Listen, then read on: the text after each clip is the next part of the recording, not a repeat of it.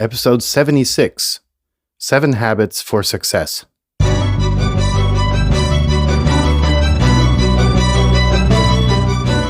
You're listening to the very best podcast in the world on health, wealth, and happiness. Please remember to leave a review and share with all your friends and family. And here is your host, Lars Hilser.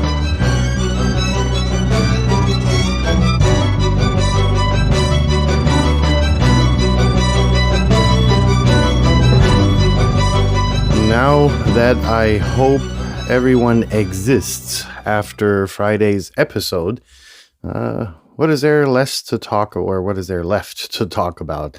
Welcome to the 76th episode of the very best podcast in the world, your universal source for health, wealth, and happiness and personal supremacy and all the good stuff in life, essentially. What a weekend it's been, and a totally exciting one up on top of that. So this episode is going to be rather short, I hope, despite the fact that we're going to be covering 7 habits that are supposedly making you more successful. Is that proper English? I don't know. So without further ado, let me share with you this presumably holy grail of being more successful by adapting certain habits into your everyday life, right? Because it's daily. So I found this, what is it? More like an infomercial a while ago, and I thought I'd cover it and put it into context and kind of describe the reality check behind it. And I think, let's get going without further, random ramblings. Let's get this thing on the road. So the 7 habits, presumably, that will lead you to more success are: 1, read every day. 2, make your health a priority. 3, learn from people you admire. 4, plan your day the night before.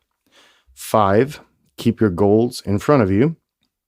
6, take action even when it's scary. And 7, have an attitude of gratitude.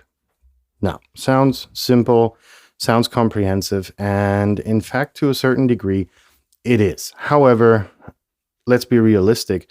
The way they are mentioned, you're going to be busy pretty much all fucking day incorporating these new habits into your life rather than actually, changing your life as a consequence of that. So let's put context into the whole thing.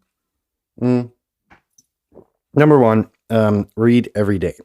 And that's a very important aspect, which I think a lot of us don't do.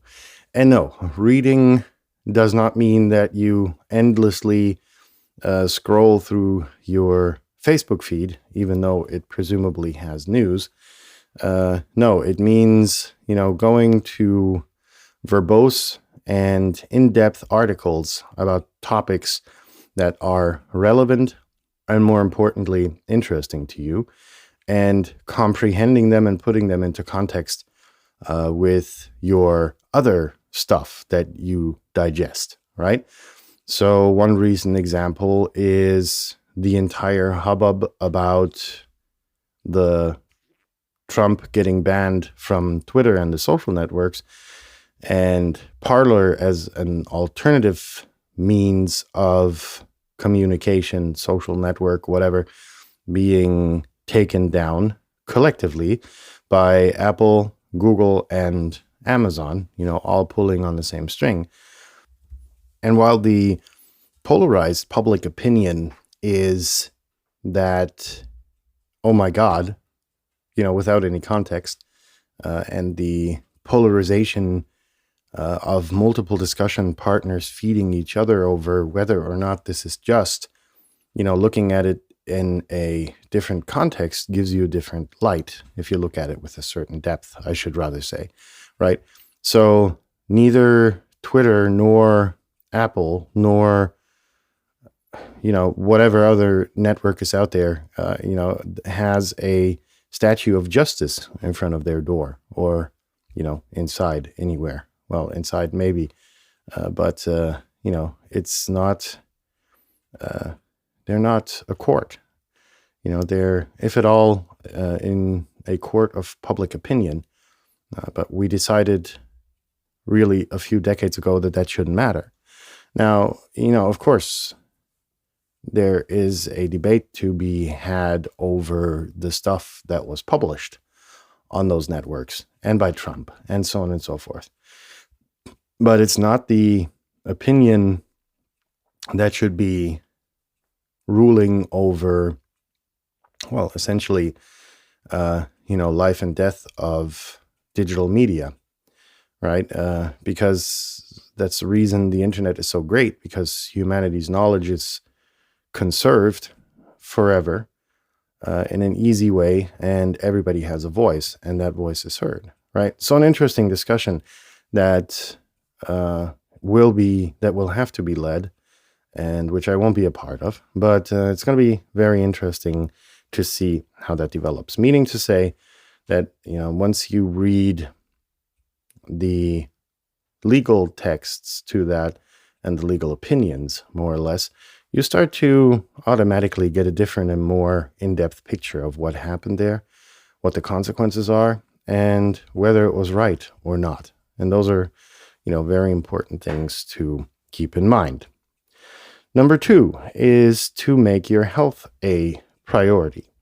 And that's true, because, your body is more than a vehicle to carry your brain around. You want to keep your brain functioning as long as possible, and to be able to move it around as much as you can to, feed your brain with more input, being, travel and, just about longevity of the body and the mind in this context is to take care of your health, not only your physical health, but also your mental health, meaning to tune out at the right times, to, give your mind the necessary rest that it needs, and so on and so forth. So, look at this with a bigger set of eyes than the ones you have in your head. Number 3, learn from people you admire. And that's controversial.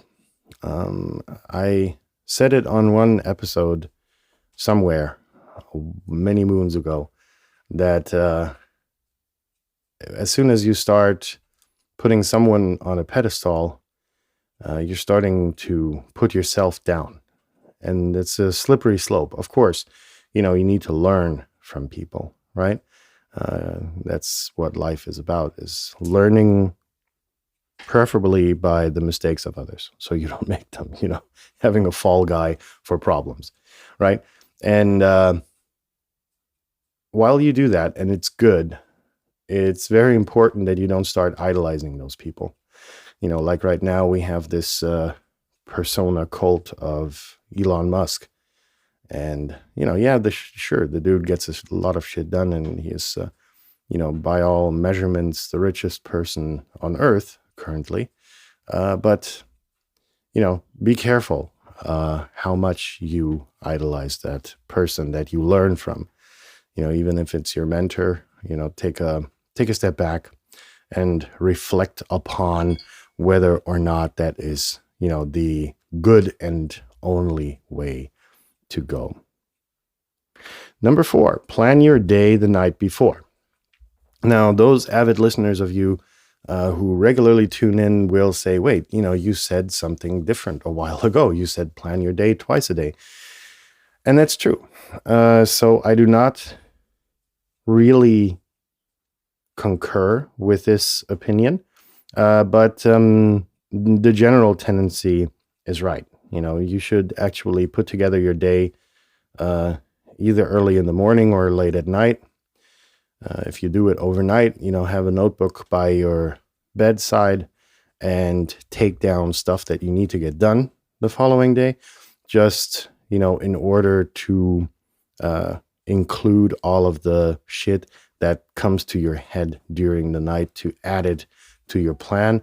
And then, in the morning, go ahead and plan your day really again, and then come noon, when your valuable plan has been foiled, plan it again. That's a very important aspect and more precise than, just planning your day the night before.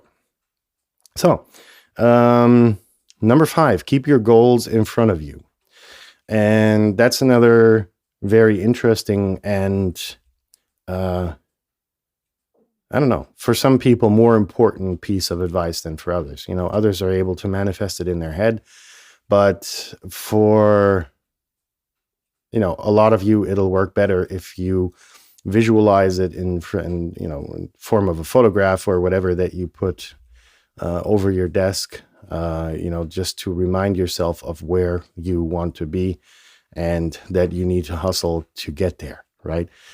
So, whatever your goals are, is it, relaxation or free time? Take a picture of, I don't know what, the beach or whatever, or is it something material that you really crave to have? Then, put that in a frame and put it above your computer. Or if it's a list of things, just write it down or print it out, put it in a frame, and, put it above your screen or monitor or desk or wherever you work.